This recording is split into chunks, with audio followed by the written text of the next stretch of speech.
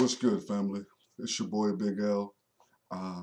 Today, in this particular video, man, I really want to continue uh, our discussion on the classic book, man, Black Labor, White Wealth by Dr. Claud Anderson.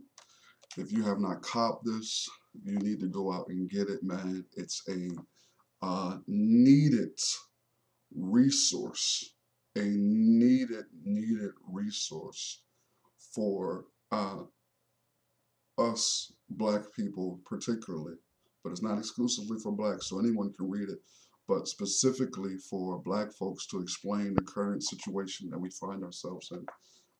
This will be part 4 of this discussion, man, and to give a general background of the purpose of these videos is purely to give a broad overview of the book, man. So hopefully when people watch these videos, they can run out, decide that they want to cop this, begin to start their own study, whether it be individually, man, or rock out to some discussion groups. We need to have more of those. We need to have more book clubs, more book discussion groups where we discuss relevant things to our current situation. Now, some of the videos I've done in the past, man, have been more lengthy than others. And that was particularly because I was doing the Google Hangout on Air type videos. But what I decided to do is I decided to fall back from that method for a few and just ride out to doing videos, man, of anywhere between 15 to 20 minutes. Because the reality of it is, most of our attention span tends to dissipate, man, within the first 10 minutes. So if I do 15-minute videos, it helps keep your interest and help keep you focused. Doing anything longer than that tends to be a little bit more tedious. Yeah, so I'm going to dig in. This particular part of the book, man, is still dealing in chapter 1, the nature of the problem, okay? And in this particular section of this discussion today, the nature of the problem is going to be discussed, the symbolic betrayal of the black race. The symbolic betrayal of the black race. And this is some stuff, man, that was real meaty. I did a video not too long ago, man, called Samboism. And I got much of the frame of reference for that particular video from this book in this particular section. I'm going to actually include, or I'll put that video, a link to the video in the comment section of this video so you can check it out, man, and share it and get a further understanding of Sambos, okay? I'm going to begin. Sambo and Harriet Beecher Stowe's Uncle Tom's Cabin. In a historical context, a Sambo was Black America's worst nightmare. Now, for most of us, man, we've been taught and conditioned to believe that Uncle Tom's was our primary issue. Uncle Tom's was who we needed to worry about. But truthfully, it's not Uncle Tom's that we need to be concerned with. It's Sambos. Sambos are these people. The stereotypical Sambo was more than a minstrel man, a buffoon, and a plantation darky. Here's what Sambo is. Sambo represented the extraordinary success of social control, which was the ultimate goal of a slavery conditioning process that transplanted a white mindset into a black personality. Okay? It made sense for the slave masters to want to strip blacks of all of their individual thinking, all of their culture, their religious expressions, their language, their morals, their values. It made sense to take away those things and replace it with their own mindset and mentality. It makes controlling the slaves easier. So the Sambos were people who took that mindset on rather, and did everything they could to force other blacks to have that same mindset and that same mentality. And we see that today with many of our celebrities and politicians who have that Sambo-like mentality.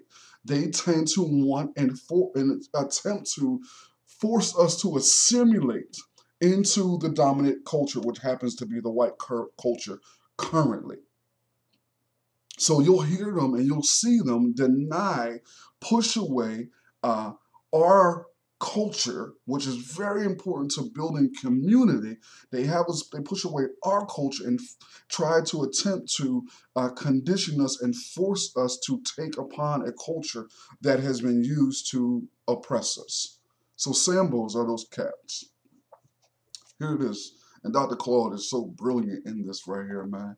I mean, the term Uncle Tom is not an appropriate label for an individual who is white on the inside and black on the outside and sells out his race by placing his personal gains with whites ahead of the rights and gains of his people.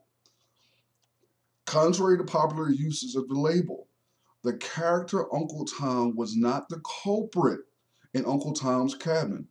Uncle Tom was a brave man with dignity who cared about his family and race. The real villain was another black slave named Sambo. He was totally committed to the white master and used every opportunity to undermine other slaves. Very, very important. Most people who throw out that term Uncle Tom has never even read the doggone book. Never. So you're taking information that you have not researched yourself and attempted to apply it to your life and to the life of others. Okay? We don't even do the same thing when it comes to anything. We don't take clothes from other people and just put it on our back without examining them clothes for holes, for bugs, for dirt, without washing them or mending them. We don't do it with food. Of course, we very, black folk. We do when it comes to food. We ain't eating everybody's spaghetti, everybody's macaroni and cheese, things along those lines. But when it comes to education, when it comes to reading and researching and studying, we're quick to open up our mouths and take in anything that anybody else says without researching it yourself. So I encourage you to actually read the book. Read how the book was attacked. Now, I'm in no way, shape, or form attempting to paint Uncle Tom in this heroic type of light. There were some things that I found contrary to Uncle Tom.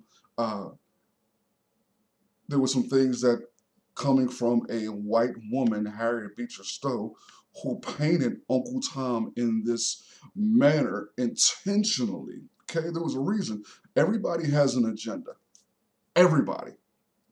I have an agenda in doing this. My agenda is for you to be enlightened, encouraged to study for yourself, and for us to begin to strive towards Black empowerment. That's my agenda in doing this.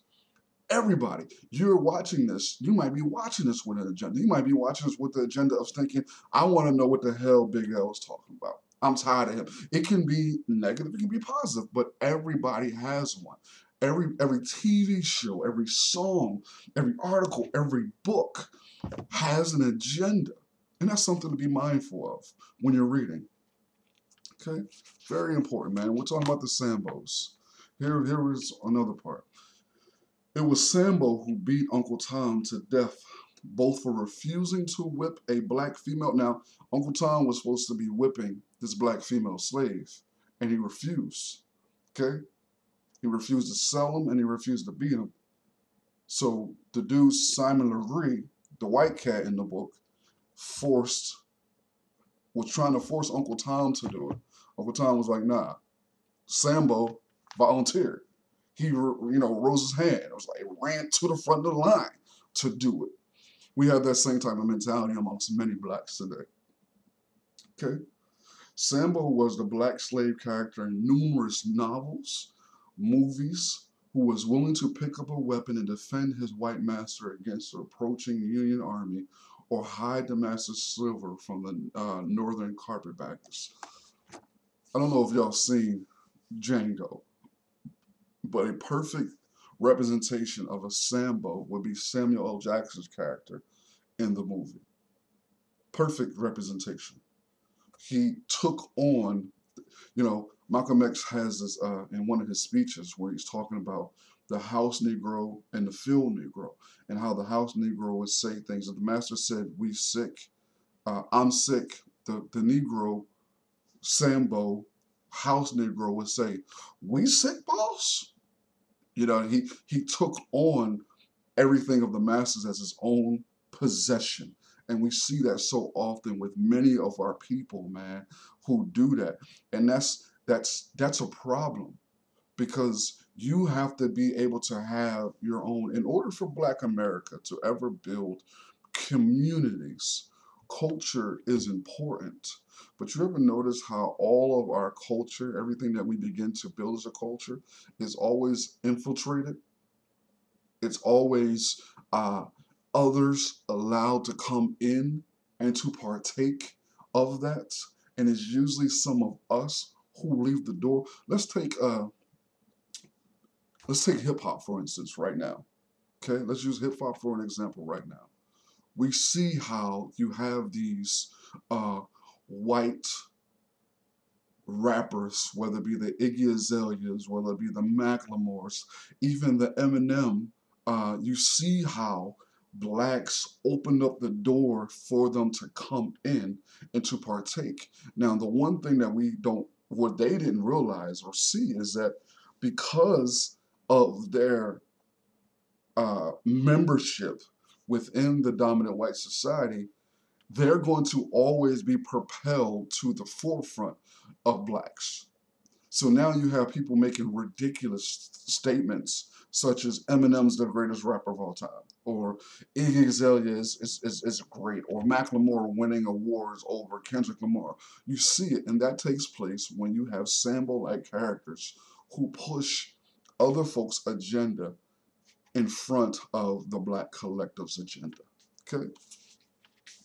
That's very, very, very important, man, to understand that the Sambo-type characters, because they have been so divisive. Okay? So divisive. Do I want to deal with that? Yeah. Actually, I'm going to stop it here. Okay? I want to stop it right there to just use that, because the next section begins to talk about benign neglect. Benign neglect is something that you should take some time and to Google it and to read through it and to kind of study it, because I'm going to deal with that more in the next video, man. And that'll be in part 5, and begin going into discussing the death of the Black Civil Rights Movement. This has been another discussion, man, with your boy Big L, doing Black Labor, White Wealth by Dr. Claud Anderson, man. I appreciate you tuning in. I appreciate you chiming in. Hey, listen, continue to support the videos, man. Continue to subscribe, continue to share, comment, thumbs up, thumbs down, all those things. Look for more videos from me, man. Pay attention, peep my radio station out, man. My radio host on 2 different shows. I do 2 different radio shows.